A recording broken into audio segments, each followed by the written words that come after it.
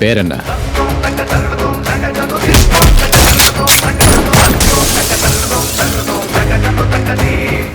இந்த சிறப்பான நிகழ்ச்சியை நடத்தி கொண்டிருக்கக்கூடிய கழகத்தின் துணை பொதுச் செயலாளர் அமைச்சர் மரியாதைக்குரிய அன்பிற்குரிய அண்ணன் ஐபி அவர்களே,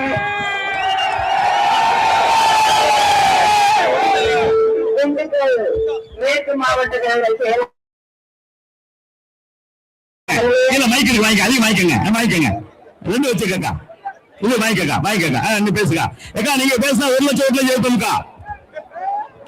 நிலக்கோட்டை தெற்கு ஒன்றிய கழக செயலாளர் மணிகண்டன் அவர்களே,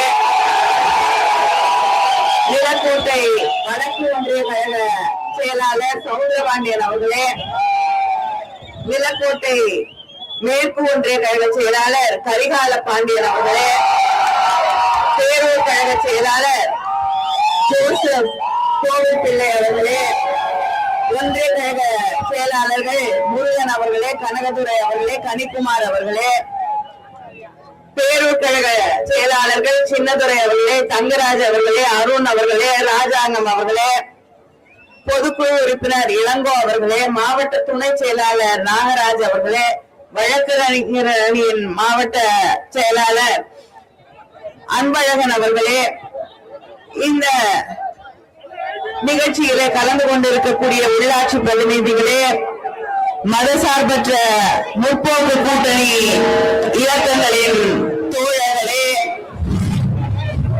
நம்முடைய முதலமைச்சர் தளபதி அவர்கள் தேர்ந்தெடுத்து உங்கள் கைகளிலே ஒப்படைத்திருக்கக்கூடிய நம்முடைய வெற்றி வேட்பாளர் நாகஜோதி அவர்களே, இந்த கூட்டத்திலே கலந்து கொண்டிருக்கக்கூடிய நம்முடைய அன்பு தலைவர் கலைஞரின் உயிரினும் மேலான அன்பு உடன்பிறப்புகளே, கூட்டணி இயக்கங்களை சார்ந்திருக்கக்கூடிய சகோதரர்களே, சகோதரிகளே, இந்த பகுதியை சார்ந்திருக்கக்கூடிய நண்பர்களே, உங்கள் அத்தனை பேருக்கும் என்னுடைய நன்றியை, வணக்கத்தை, வாழ்த்துக்களை தெரிவித்துக் கொள்கிறேன். நம்முடைய வேட்பாளர் நாகஜோதி அவர்கள் தொடர்ந்து மக்களோடு பணியாற்றிக் கொண்டிருக்கக்கூடிய ஒருவர். அவரை எதிர்த்து நிற்கக்கூடிய வேட்பாளர் மக்களை சந்தித்ததே கிடையாது. நேரா வீட்டுக்கு வருவாங்க, சட்டமன்றத்துக்கு போவாங்க. அதை தாண்டி மக்களை சந்திக்கிற வேலையே கிடையாது. ஆனா நம்முடைய முதலமைச்சர் தேர்ந்தெடுத்து உங்கள் கைகளில் ஒப்படைத்திருக்கக்கூடிய வேட்பாளர் தொடர்ந்து உங்களுக்காக பாடுபடக்கூடிய வேட்பாளர். இந்த பகுதியில இருக்கக்கூடிய சுய உதவி குழுக்களில் பணியாற்றிக் கொண்டிருக்கக்கூடிய பெண்களுக்கு பல்வேறு வாய்ப்புகளை உருவாக்கி தந்திருக்கக்கூடிய வேட்பாளர். மக்களுடைய குறைகளை தீர்த்து வைப்பதற்காக தொடர்ந்து பாடுபடக்கூடிய வேட்பாளர். அவருக்கு மிகச்சிறந்த முன்னுதாரணங்களாக இருக்கக்கூடிய வகையிலே இங்கே இருக்கக்கூடிய நம்முடைய துணை பொதுச் செயலாளர் அவர்களும் மாவட்ட செயலாளர் அவர்களும் மிக சிறப்பாக பணியாற்றக்கூடியவர்கள். அவங்களை பார்த்து எனக்கே பல நேரங்கள்ல பொறாம வரும். இந்த அளவுக்கு மக்களோடு நின்று பணியாற்றக்கூடியவர்கள் தலைவர் கலைஞர் அவர்களின் வழியிலே வந்திருக்கக்கூடிய இருவரும். அவர்களை பார்த்து பணியாற்றக்கூடிய ஒருவர் தான் நம்முடைய வேட்பாளராக நிறுத்தப்பட்டிருக்கக்கூடிய நாகஜோதி அவர்கள். அதனால உங்களுடைய மேலான பொன்னான வாக்குகளை சிந்தாமல் சிதறாமல் உதயசூரியன் சின்னத்திலே வாக்களித்து நம்முடைய நாகஜோதி அவர்களை மிகப்பெரிய ஒரு சிறப்பான வெற்றியை பெறக்கூடிய அளவிலேயான வெற்றியை நீங்கள் உருவாக்கி தர வேண்டும் என்று உங்களை எல்லாம் வேண்டி கேட்டுக் கொள்கிறேன். நாங்கள் உங்களிடம் வந்து வாக்கு கேட்கும் போது பெருமிதத்தோடு ஒரு மகிழ்ச்சியோடு பெருமையோடு வந்து வாக்கு கேட்கிறோம். மக்களை சந்தித்து சென்ற தேர்தலிலே தந்திருக்கக்கூடிய வாக்குறுதிகளை எல்லாம் நிறைவேற்றிட்டோம் அப்படின்னு சொல்லி ஓட்டு கேட்டோம். எங்களுடைய முதலமைச்சர் மக்களுக்கு இத்தனை திட்டங்களை நிறைவேற்றி தந்திருக்கிறார் என்ற உரிமையோடு வந்து மக்களை சந்தித்து அண்ணன் தளபதி முத்துவேல் கருணாநிதி ஸ்டாலினின் பெயரால் வாக்கு கேட்கிறோம். எதிரணியில ஒரு கூட்டணி உருவாகி இருக்கு. மாத்தி மாத்தி பேசக்கூடிய பழனிசாமி தான் அந்த கூட்டணியில இன்று முதலமைச்சராக வலம் வந்து கொண்டிருக்கக்கூடிய வேட்பாளர். மாத்தி மாத்தி பேசுவார். சிஏஏ இஸ்லாமியர்களுக்கு எதிரான சிஏஏ சட்டம் நாடாளுமன்றத்திலே கொண்டு வரப்பட்ட போது அதை ஆதரித்தார். தேர்தல் வந்த போது அந்த கூட்டணியிலிருந்து அவரை துரத்தி விட்டுட்டாங்க. அப்ப நான் பண்ணது மிகப்பெரிய தப்பு, இனிமேல பிஜேபியோட எனக்கு ஒட்டும் இல்லை உறவும் இல்லை என்று மிகப்பெரிய பிரகடனமாக சொன்னாரு. சொல்லிட்டு இப்ப மறுபடியும் பிஜேபியோட போய் மோடி அவர்களோடு போய் கூட்டணி வைத்திருக்கிறார். அப்ப இப்ப கேட்கிற சிஏஏ என்னாச்சு? நீங்க கூட்டணியில இருந்த காலத்துல சிஏஏ எழுத்து போராடின அத்தனை பேர் மேலையும் கேஸ் போட்டீங்க, வழக்கு போட்டு தடியடி நடத்தியவர் தான் எடப்பாடி பழனிசாமி. ஆனா இன்று அதே யாரோட நாங்க கூட்டணி வச்சது தப்பு அப்படின்னு சொன்னாரோ, இன்னைக்கு அதே மேடையில நின்று கொண்டு கைகோர்த்து கொண்டு அந்த பிஜேபி கூட்டணியிலே தன்னை ஐக்கியமாக்கி கொண்டிருக்கக்கூடிய, மாற்றி மாற்றி பேசிக் கொண்டிருக்கக்கூடிய எடப்பாடி பழனிசாமியை நாம் அடையாளம் கண்டு இந்த தேர்தலிலே சரியான பாடத்தை புகட்ட வேண்டும். எதை எதிர்த்து மக்களுக்கு எதிராக எதை கொண்டு வந்தாலும் தமிழ்நாட்டு மக்களுடைய பெருமையை சொல்லக்கூடிய கீழடி, அந்த கீழடி ஆய்வறிக்கையை கொடுத்தா பிஜேபி சொல்லுதோ இல்லையோ, பிஜேபி கேட்கிற மாதிரி அந்த ரிப்போர்ட்டை மாத்தி கொடுங்க, அறிக்கையை மாத்தி கொடுங்க அப்படின்னு சொல்லிக் கொண்டிருக்கக்கூடியவர் தான் பழனிசாமி. அதே நேரத்தில் பிஜேபி நாடாளுமன்றத்துல 100 நாள் வேலை திட்டம், மகாத்மா காந்தி ஊரக வேலை உறுதி திட்டம், கிராமப்புறங்கள்ல இருக்கக்கூடிய மக்களுக்கு 100 நாளாவது வேலை கிடைக்கிறதுக்காக கொண்டு வரப்பட்ட திட்டம். நாம் ஒன்றிய அரசாங்கத்துல அங்கம் வகித்த போது, காங்கிரஸ் கூட்டணியில இருந்த போது கொண்டு வரப்பட்ட கிராமப்புற மக்களுக்கான திட்டம். அது இன்னைக்கு பிஜேபி அறவே ஒழிக்கக்கூடிய வகையில அதை மாத்தி மகாத்மா காந்தி பேரை கூட எடுத்துட்டு விபி ஜீராம்ஜி அப்படின்னு மாத்தி, எந்த மகாத்மா காந்தி தன்னுடைய இறுதி மூச்சிருக்கும் வரை எந்த ராம் என்ற பெயரை உச்சரித்துக் கொண்டிருந்தாரோ அந்த அவருடைய பெயரை எடுத்துட்டு எந்த ராம கொண்டு வந்தாங்கன்னு தெரியல. மகாத்மா காந்தி அவர்கள் வழிபட்ட அந்த ராமன் பெயரா இல்லைன்னா மகாத்மா காந்தியை கொன்ற ராமன் பெயரான்னு தெரியல. ஆனா ராம் அப்படிங்கிற பெயரை மாத்தி, பேரை மாத்தி நீங்க திட்டத்தையாவது விடணும்ல. இப்ப 100 நாள் வேலை, யாருக்கும் 100 நாள் வேலை கிடையாது. இங்க இருக்கக்கூடிய சகோதரர்கள் நினைவிலே வைத்துக் கொள்ள வேண்டும். இத்தனை ஆண்டுகளாக உங்களுக்கு கிடைத்துக் கொண்டிருந்த 100 நாள் வேலை திட்டத்தின் வழியாக 100 நாள் வேலை இனிமேல கிடையாது. இங்க இருக்கக்கூடிய ஆட்சி, மாநில அரசாங்கம் யாருக்கு வேலை கொடுக்கணும்னு முடிவு செய்ய முடியாது. டெல்லியில உட்கார்ந்துகிட்டு தமிழ்நாடுல இருக்கக்கூடிய கிராமத்துல, வெஸ்ட் பெங்கால்ல இருக்கக்கூடிய கிராமத்துல, ஆந்திரால இருக்கக்கூடிய கிராமத்துல எந்த ஊர்ல எத்தனை பேருக்கு வேலை கொடுக்கலாம்னு அவங்க முடிவு பண்ணுவாங்களாம். அப்படிப்பட்ட ஒரு மாநில அரசாங்கத்துக்கு அந்த 100 நாள் வேலை திட்டத்திற்காக கொடுத்த நிதி குறைக்கப்பட்டிருக்கிறது. இப்படி மக்களுக்கான திட்டங்களை எல்லாம் சூறையாடி கொண்டிருக்க இருக்கக்கூடிய பிஜேபியோடு கைகோர்த்து கொண்டு ஒரு கூட்டணி உருவாக்கப்பட்டிருக்கிறது. இதுக்கு என்ன சொல்றாரு பழனிசாமி? மக்களோட வயிற்றுல அடிக்கக்கூடிய ஒரு மசோதாவை பிஜேபி கொண்டு வந்த போது வாய திறக்கல. ஆனா அதே மக்கள் கிட்ட வந்து ஓட்டு கேட்கிறாங்க. பிஜேபி எப்படிப்பட்ட பிஜேபின்னு உங்களுக்கு தெரியும். ஆட்சி பொறுப்பிற்கு வந்ததுல இருந்து மக்களை கியூல நிக்க வைக்கிறது தான் அவங்களுக்கு வேலையா இருக்கு. ஆட்சிக்கு வந்த உடனே 1000 ரூபாய் 500 ரூபாய் 1000 ரூபாய் செல்லாதுன்னாங்க, 2000 ரூபாய் செல்லாதுன்னாங்க. நம்ம பணத்தை நம்ம எடுக்கிறதுக்கு பேங்க் முன்னாடி நாய் கணக்குல கியூல நின்னுமா? கொரோனா நேரத்துல ஆக்சிஜனுக்காக மருத்துவ வசதிகளுக்காக கியூல நின்னோம். பிரதமர் வெளியில வந்து பாத்திரத்தை தட்டுனாரு. அதையும் பல மாநிலங்கள்ல கியூல நின்னு தட்டினாங்க. அதற்கு பிறகு இன்னைக்கு பெட்ரோல் டீசலுக்காக மக்கள் கியூல நின்னுட்டு இருக்காங்க. இப்ப கேஸ் சிலிண்டர் நாங்க எல்லாத்தையுமே இந்தியாவில் தயார் செய்து விடுவோம் என்று சொன்ன பிரதமர் இன்னைக்கு கேஸ் சிலிண்டருக்காக மக்களை கியூல நிக்க வச்சிருக்காரு.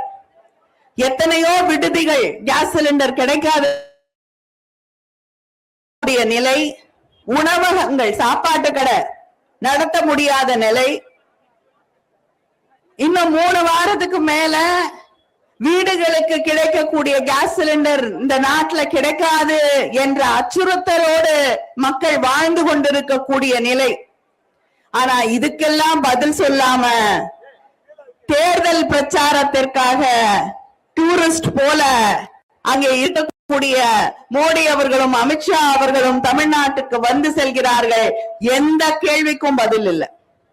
தமிழ்நாட்டுக்கு கொடுக்க வேண்டிய நிதியை கொடுக்கறதுக்கு தயாரா இல்ல. நம்ம பிள்ளைகளுடைய படிப்புல கை வைக்கிறாங்க. 3 மொழி கொள்கையை ஏற்றுக்கொள்ள மாட்டோம் என்பதெல்லாம். ஆனா இதுக்கெல்லாம் எடப்பாடி பழனிசாமி தான் கூட்டணியில இருந்தா போதும் அப்படின்னு சொல்லி வாய மூடிக்கிட்டு மௌனமாக அவங்க பின்னாடியே போயிட்டு இருக்காரு. ஒன்றை நான் மறுபடியும் அவருக்கு நினைவுபடுத்த நினைக்கிறேன். அவங்க கூட கூட்டணி வச்ச யாருக்கும் எதிர்காலம் இருந்ததில்லை. உங்களுக்கு இருக்கக்கூடிய ஒரே எதிர்காலம் ஏதாவது மாநிலத்துல உங்களை கவர்னரா வேணா அனுப்புவாங்க இல்லையா? எந்த ஊர் பிடிக்குதோ இப்பவே லிஸ்ட் எடுத்து வச்சுக்கோங்க. முதல்ல சொன்னீங்கன்னா ஒருவேளை அனுப்பலாம். கவர்னரா போறதுக்கு அதெல்லாம் வேண்டாங்க. நம்ம நிறைய பேரை பார்த்துட்டோம். தாடி தானே வளர்ந்துட்டு போகுதுன்னு விட்டுற வேண்டியதுதான். அதனால இப்படி தமிழ்நாட்டுக்கு துரோகம் செய்யக்கூடியவர்கள் அத்தனை பேரும் ஒரு கூட்டணியிலே நின்று கொண்டிருக்கிறார்கள். அவரு தமிழ்நாட்டுக்கு மட்டும் துரோகம் பண்ணல, தன்னை வளர்த்த கட்சிக்கும் துரோகம் செய்திருக்கக்கூடியவர். தன்னுடைய கட்சியில தன்னோடு வளர்ந்த யாரும் இருக்கக்கூடாது, எல்லாரையும் கட்சியை விட்டு அனுப்பிட்டு தான் மட்டும் அந்த கட்சியை தன்னோடு வைத்துக் கொள்ள வேண்டும் என்று நினைக்கக்கூடியவர் தான் எடப்பாடி பழனிசாமி. பல முறை முதலமைச்சராக இருந்த அம்மையார் ஜெயலலிதா அவர்களின் நம்பிக்கைக்கு உரியவராக இருந்த OPS அவர்கள் அந்த கட்சியில் இருந்து விரட்டி அடிக்கப்பட்டு இன்று தமிழ்நாட்டை காப்பாற்றக்கூடிய ஒரே தலைவர் நம்முடைய முதலமைச்சர் அண்ணன் தளபதி அவர்கள் என்று உணர்ந்து நம்மோடு தன்னை இணைத்துக் கொண்டிருக்கிறார். அப்படின்னா தமிழ்நாட்டுக்கும் துரோகம், தன்னுடைய சொந்த கட்சிக்கும் துரோகம், துரோக கூட்டணி ஒன்றை உருவாக்கி கொண்டு தமிழ்நாட்டு மக்களை வஞ்சித்துக் கொண்டிருக்கிறார்கள் என்ற அந்த ஒன்றை நினைவிலே வைத்துக் கொண்டு இந்த தேர்தலிலே நாம் வாக்களிக்க வேண்டும். வேற யாரையும் நான் பத்தி பேச போறதில்ல. ஏன்னா அது போடுற ஓட்டு ஒரே சூரியனுக்கு மட்டும்தான். நேத்து நான் தூத்துக்குடிக்கு வந்தேன் பிளைட்ல. என் பக்கத்துல ஒரு இளைஞர் நவீன் என்ற பெயர் அமர்ந்து கொண்டிருந்தார். அவரு நான் கப்பல்ல வேலை செய்யறேன்க்கா, லீவு எடுத்துக்கிட்டு எனக்கு லீவு கொடுக்க மாட்டேன்னாங்க. நான் சண்டை போட்டு என்னை இறக்கி விடுங்கன்னு சொல்லி நான் லீவு எடுத்துட்டு வந்தேன். எதுக்கு வந்திருக்கீங்க தம்பின்னா, திமுகவுக்கு ஓட்டு போடுறதுக்கு வந்திருக்கேங்க. ஏன்னா தலைவர் கலைஞர் போட்ட கையெழுத்திலே இன்று நான் அந்த கப்பலிலே ஒரு சீஃப் என்ஜினியரா வேலை செய்யறேன். ஒரு நாள் தலைவர் கலைஞர் அவர்கள் போட்ட கையெழுத்து, ஒரு ஃபைல்ல போட்ட கையெழுத்துல இன்னைக்கு நான் ஒரு கப்பலில் மிகப்பெரிய அதிகாரியாக பணியாற்றக்கூடிய வாய்ப்பு எனக்கு கிடைத்தது. அதனால இன்னைக்கு லீவ் போட்டுட்டு சண்டை போட்டு என்னோட அலுவலகத்துல நான் திமுகவுக்கு ஓட்டு போட போகணும் அப்படின்னு சொல்லிக்கிட்டு நான் வந்திருக்கேன் என்று என்னிடம் அவர் சொன்னார். அதனால நிறைய பேர் சொல்லுவாங்க வெளிநாட்டுல இருந்தெல்லாம் வராங்க ஓட்டு போடுறதுக்கு. ஆனா வருகிறவர்கள் திராவிட முன்னேற்ற கழகத்திற்கு வாக்களிக்க வருகிறார்கள். அதே போல இங்க இருக்கக்கூடிய அத்தனை இளைஞர்களுக்கும் தெளிவாக தெரியும் யார் வளர்ச்சி கொண்டு வருகிறார்கள் தமிழ்நாட்டுக்கு, யார் முதலீடுகளை கொண்டு வருகிறார்கள் தமிழ்நாட்டிற்கு என்று. அதனால மக்கள் தெளிவாக இருக்கிறார்கள். அந்த தெளிவோடு மக்கள் வாக்களிப்பார்கள். நம்முடைய திராவிட மாடல் ஆட்சியுடைய சாதனைகளுடைய பட்டியல் மிக நீளமானது. இன்னைக்கு சொல்லிக்கிட்டே இருக்கலாம் சாயந்தரம் வரைக்கும். ஆனா அதுல சிலவற்றை உங்களோடு பகிர்ந்து கொள்கிறேன். கலைஞர் மகளிர் உரிமை தொகை 1,31,00,000 பயனாளிகளுக்கு வழங்கப்பட்டிருக்கிறது. அதே போல மகளிர் விடியல் பயணம் சராசரியா ஒரு சகோதரி அந்த விடியல் பயணத்தால 800 இருந்து 1000 ரூபாய் ஒரு மாதத்திற்கு சேமிக்கிறார்கள். புதுமை பெண் திட்டத்தின் வழியாக மாதமா கூடிய பெண்களுக்கு கிட்டத்தட்ட 5,20,000 மாணவிகள் பயன்படுகிறார்கள். காலை உணவு திட்டம் 21 லட்சம் மாணவர்கள் காலை உணவு திட்டத்தால நம்முடைய முதலமைச்சர் தேர்தல் வாக்குறுதி இல்ல, பிள்ளைங்க பசியோடு பள்ளிக்கூடத்துக்கு போகக்கூடாது என்பதற்காக கொண்ட வந்த அந்த காலை உணவு திட்டத்தின் வழியாக அவர்கள் பயன்பெறுகிறார்கள். தமிழ் புதல்வன் திட்டத்தின் வழியாக 3,80,000 மாணவர்கள் பயன்பெற்றுக் கொண்டிருக்கிறார்கள். மக்களை தேடி மருத்துவம், இன்னுயிர் காப்போம், நம்மை காக்கும் 48, முதல்வர் மருந்தகம், கலைஞர் கனவு இல்ல திட்டம், கோயில். தமிழ்நாட்டுல நாங்க தான் இந்து மதத்தை காக்க பிறந்திருக்கோம். திமுக இந்துக்கு எதிரானதுன்னு வாங்க. கிட்டத்தட்ட 4,000 கோயிலுக்கு மேல குடமுழுக்கு செஞ்சது யாரு? திராவிட மாடல் ஆட்சி, திராவிட முன்னேற்ற கழக ஆட்சி. 7,500 ஏக்கருக்கு மேல கோயில் நிலத்தை மீட்டெடுத்திருக்கக்கூடிய ஆட்சி யாருடைய ஆட்சி? முத்துவேல் கருணாநிதி ஸ்டாலின் அவர்களுடைய ஆட்சி. அதனால உண்மையிலேயே கோயிலை பாதுகாக்கணும்னா பெரும்பான்மையாக இருக்கக்கூடிய மக்களை பாதுகாக்க வேண்டும் என்றால், அதே போல சிறுபான்மை மக்களையும் பாதுகாக்க வேண்டும் என்றால் திராவிட முன்னேற்ற கழகம் மட்டும்தான் அதை செய்ய முடியும் என்பதை உணர்ந்து கொண்டு இந்த தேர்தலிலே நாம் வாக்களிக்க வேண்டும்.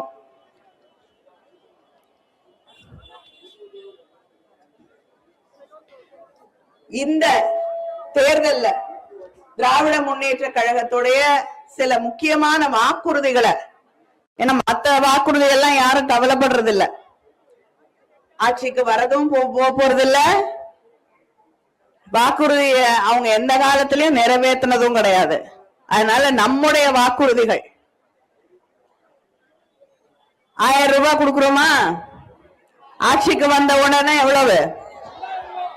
2,000 ரூபாயாக அது மகளிர் உரிமை தொகை உயர்த்தி வழங்கப்படும். அதே போல கல்லூரி செல்லும் மாணவியர்களுக்கு புதுமை பெண் தமிழ் புதல்வன் திட்டம் 1000 ரூபாய் கொடுத்துட்டு இருக்கோம். இனிமேல அது எவ்வளவு? 1,500 ரூபாய். இப்பொழுது காலை உணவு திட்டம் 5வது வகுப்பு வரை இருக்கக்கூடிய மாணவர்களுக்கு மாணவிகளுக்கு காலை உணவு திட்டம் வழங்கப்படுகிறது.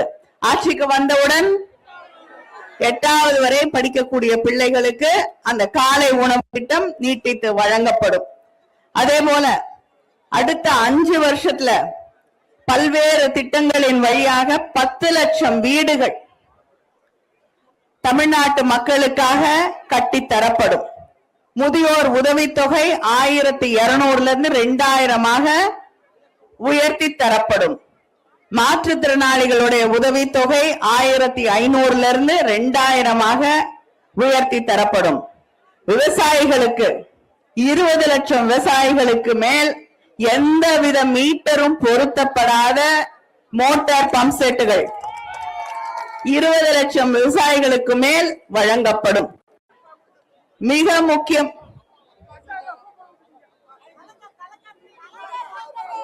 டிவி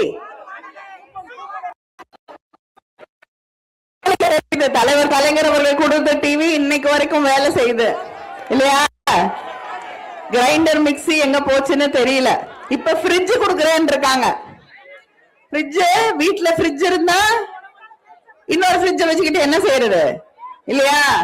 அதனாலதான் நம்முடைய முதலமைச்சர் அவர்கள் உங்களுக்கு என்ன வேணுமோ வாங்கிக்கோங்க. ஃப்ரிட்ஜ் இருந்தா ஃப்ரிட்ஜ் வாங்க வேண்டாம், கிரைண்டர் வாங்குங்க. டிவி இருந்தா இன்னும் நல்ல டிவி வேணுமா, இத கொடுத்துட்டு நல்ல டிவி வாங்குங்க. அதுக்காக நான் கூப்பன் கொடுக்கிறேன். வவுச்சர் 8000 ரூபாய்க்கான வவுச்சர் வழங்கப்படும். உங்களுக்கு என்ன தேவையோ அதை தேர்ந்தெடுத்து வாங்குங்கன்னு சொல்லி அந்த தேர்வு செய்யக்கூடிய உரிமையை உங்கள் கைகளிலே வழங்கி இருக்கக்கூடிய முதலமைச்சர் நம்முடைய இயக்கம் திராவிட முன்னேற்ற கழகம். அதனால அந்த 8000 ரூபாய் நீங்க என்ன வேணாலும் வாங்கலாம். உங்களுக்கு பிடிச்சது வீட்டுல இருக்கிறத இன்னும் நல்லா வாங்கணும்னு நினைச்சீங்கன்னா அது பழைய சாமான கொடுத்துட்டு புதுசுல இந்த 8000 ரூபாய் கொடுத்தீங்கன்னா அதை விட பெருசா வாங்கிக்க முடியும். அதனால அந்த 8000 ரூபாய் வவுச்சர் நாங்க சொன்னா நிச்சயமாக செய்து தருவோம் என்ற அந்த நிலை தமிழ்நாட்டில் இருக்கு. தலைவர் கலைஞர் அவர்கள் காலம் தொட்டு தலைவர் கலைஞர் அவர்கள் டிவி கொடுக்குறேன்னாங்க. வாக்குறுதியை எப்பொழுதுமே நிறைவேற்றக்கூடிய இயக்கம் திராவிட முன்னேற்ற கழகம். 5 வருஷமா மக்களுக்கு கொடுத்த வாக்குறுதிகள், கொடுக்காத வாக்குறுதிகளையும் நிறைவேற்றி காட்டி இருக்கக்கூடிய திராவிட முன்னேற்ற கழகத்தின் தேர்தல் அறிக்கையிலே இன்னைக்கு உங்களுக்காக சொல்லி இருக்கக்கூடிய அத்தனையும் நிறைவேற்றப்படும் என்ற அந்த நம்பிக்கை உங்களுக்கு இருக்கிறது. நிலக்கோட்டை சட்டமன்றத்தை எடுத்துக்கிட்டீங்கன்னா கிட்டத்தட்ட 54,000 பயனாளிகள் மகளிர் உரிமை தொகையை பெற்றுக் கொண்டிருக்கிறார்கள். சுய உதவி குழுக்களை வழியாக கிட்டத்தட்ட 600 கோடி கடன் இந்த சட்டமன்ற தொகுதியில மட்டும் வழங்கப்பட்டிருக்கிறது. தலைவர் கலைஞர் அவர்களுடைய கனவு இல்ல திட்டத்தின் வழியாக கிட்டத்தட்ட 28 கோடி மதிப்பீட்டுல வீடுகள் கட்டித்தரப்படக்கூடிய பணிகள் நடைபெற்றுக் கொண்டிருக்கிறது. நிலக்கோட்டையில அரசு மகளிர் கலை கல்லூரியில 85 லட்சம் மதிப்பீட்டுல கூடுதல் கட்டடங்கள் கட்டித்தரப்பட்டிருக்கிறது. சாலைகள், இந்த பகுதியில் இருக்கக்கூடிய கிராம சாலைகள் பல கோடி செலவிலே சீர் செய்யப்பட்டிருக்கிறது. வத்தலகுண்டு பேரூராட்சிக்கு 50 கோடி செலவுல புதிய குடிநீர் திட்டம் செயல்படுத்தப்பட்டிருக்கிறது. உங்களுடைய நீண்ட நாள் கோரிக்கைகளாக இருக்கக்கூடிய புறவழிச்சாலை, வத்தலகுண்டு டவுன் பகுதியில புறவழிச்சாலை நம்ம மீண்டும் ஆட்சிக்கு வந்தவுடன் அமைத்து தரப்படும். புதிய மேட்டுப்பட்டி பகுதியில புதிய காவல் நிலையம் அமைத்து தரப்படும். சின்னாலம்பட்டியில அரசு நிதி உதவியுடன் நவீன பொது கழிவுநீர் சுத்திகரிப்பு நிலையம் அமைக்கப்படும். நகரத்துடைய பல இடங்கள்ல பூங்காக்கள் அமைத்து தரப்படும். இளைஞர்களுக்காக முதல்வர் படைப்பகம், ஸ்டார்ட் அப் கம்பெனிஸ் துவங்கி இருக்கக்கூடிய அந்த இளைஞர்கள், படிக்க வேண்டும் என்று நினைக்கக்கூடிய இளைஞர்கள், அவங்களுக்காக அந்த முதல்வர் படைப்பகம் உருவாக்கி தரப்படும். அரசு பள்ளிகள்ல ஸ்மார்ட் போர்டு வசதி செய்து தரப்படும். திண்டுக்கல்ல பூட்டு தொழிலுக்கான குழுமங்கள் உருவாக்கி தரப்படும். இதெல்லாம் நம்முடைய ஆட்சி வந்தவுடன் நம்முடைய முதலமைச்சர் அவர்கள் உங்களுக்காக செய்து தரக்கூடிய திட்டங்கள் அதோட இல்லாம மறுபடியும் சொல்கிறேன், நாங்கள் உங்களுக்கு தந்த வாக்குறுதிகளை எல்லாம் நிறைவேற்றி தந்தோம் என்ற அந்த உரிமையோடு உங்களிடம் வாக்கு கேட்கிறோம். உதயசூரியன் சின்னத்திலே வாக்களித்து மறுபடியும் திராவிட மாடல் ஆட்சியை, நம்முடைய அண்ணன் தளபதி அவர்களுடைய ஆட்சியை, முத்துவேல் கருணாநிதி ஸ்டாலின் அவர்களுடைய ஆட்சியை தமிழ்நாட்டிலே உருவாக்கி காட்ட வேண்டும் என்று உங்களை எல்லாம் வேண்டி கேட்டுக்கொள்கிறேன். மறவாதீர்கள், உங்கள் சின்னம். நன்றி, வணக்கம்.